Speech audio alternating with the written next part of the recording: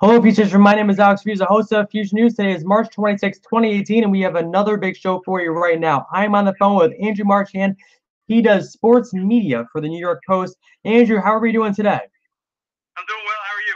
Good. So, of course, your new job with the New York Post, how is that different from what you used to do, covering the Yankees every single day with ESPN? So now you're with the New York Post doing sports media. So how is that different to let the fans know between your new job and your old job? Yeah, it's much different. The old job, I was following around the Yankees, traveling a lot, about 150 days a year. And very interesting because, as you know, the Yankees have really improved and changed over the last couple of years, especially last year with the baby bombers, Aaron Judge, Gary Sanchez, etc. So they're an exciting team. For me, though, I made the decision to leave because, number one, just covering sports media has always been a passion of mine. And so, the Post, very thankful they allowed me to pursue that again.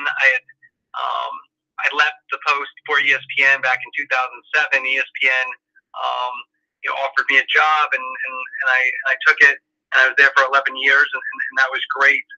But then New York Post with sports editor Chris Shaw offered me this job, and I'm very thankful on a lot of levels. But the biggest thing is that it's just what I'm most passionate about covering, which might be weird in some regards, but for some reason that's just the way I'm made up.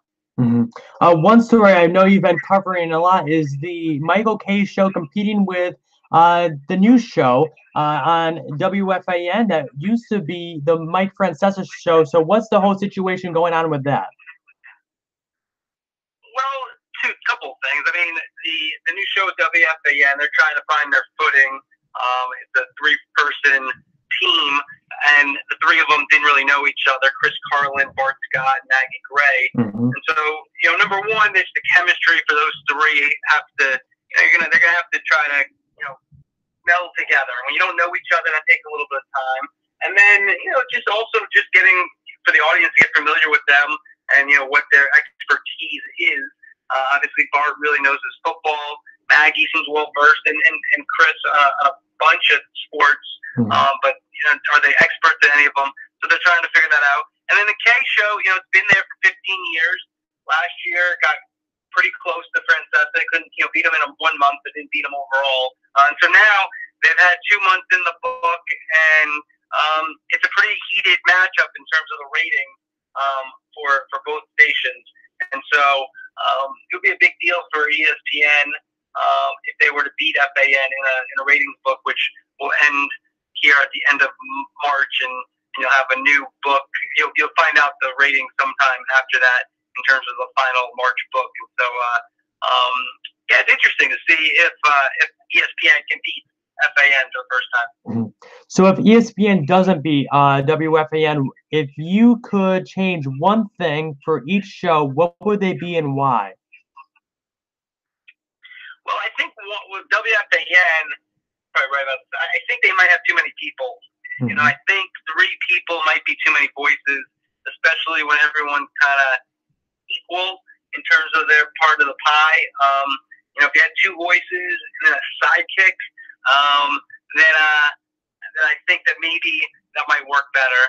And then for ESPN, they've changed up that show a few times. I think the biggest thing, when that show is the most successful is when, the 2 kind of sidekicks, Michael Kay is the star, his name's on the marquee of that show.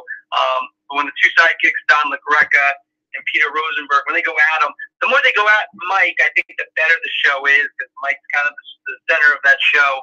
If you see successful, shows that have that kind of montage, like Howard Stern or Imus back in the day, I think that they kind of the guys who weren't as high on the, still all high on the totem pole, but not as high, they went after him. So I think that would be the thing I would say. The more they do that, the better the show is when they go at each other a little bit. Definitely. So let's switch gears now, and I just want to ask a couple Yankee questions. And if you could just go back to your old job for about 5 minutes. Greg Bird is starting. He has another foot issue with the Yankees, and a lot of fans were hoping that he could maybe have an injury-free season. and to start off the season and to play without an injury. And now, he's dealing with the same foot that he was dealing with all last season. How important is this Greg Bird injury to this Yankee team? It's very important because you look at Greg Bird and of all the young players, the guy who might be the best pure hitter, it could be Bird.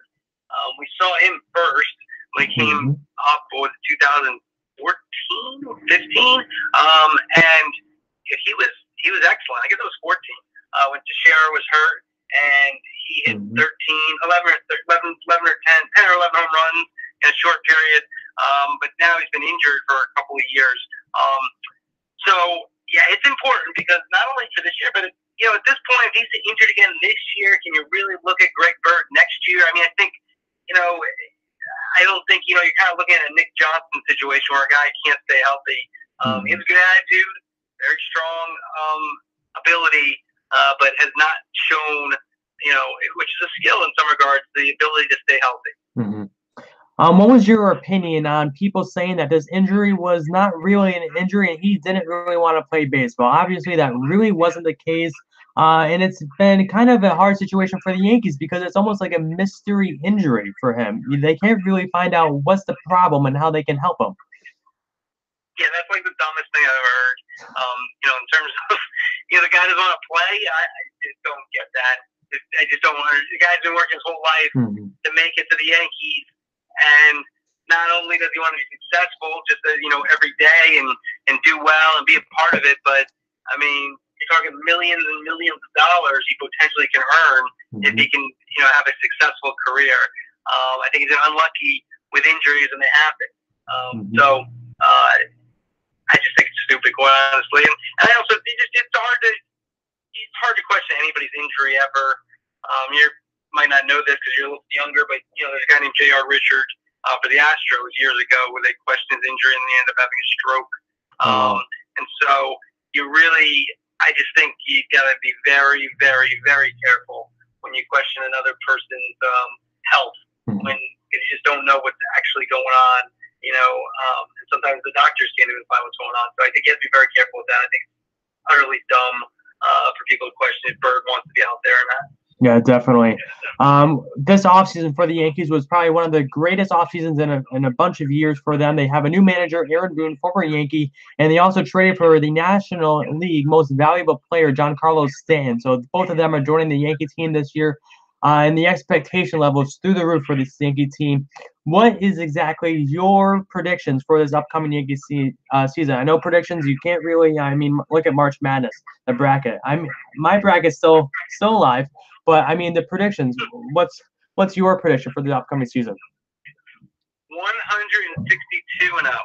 Look, I think the Yankees. You don't know what's going to happen in the playoffs, but I'd be very surprised if they don't win the division. They definitely are the favorites. But you just like you say, listen. We always had to make predictions at ESPN every year. I don't put too much stock in them. If you're right, you can act like you're a genius, but there's a lot of luck involved. But you look at this team, and here's, I think, more instead of a prediction, it's the expectation. This team has to win a World Series under Aaron Boone. That's it. Even going to the World Series is not going to be looked upon as enough. Last year, Joe Girardi lost his job, got fired. He was 9 innings away from the World Series. So you're coming back a year later, like you just said, you add the MVP of the National League, and so you ask, what should they do? If you're someone looking, if you're a Yankee fan out there, I think you're thinking they're going to win the World Series, and anything less is not going to be a successful year. Now it's a very hard bar to reach because even if you do make a playoff, there's a lot of luck involved, and you got to be hot at the right time. But I think that's where the ruler is for the Yankees. It's either win the World Series or it's not a successful season. Breaking news coming from Mark Feinshand.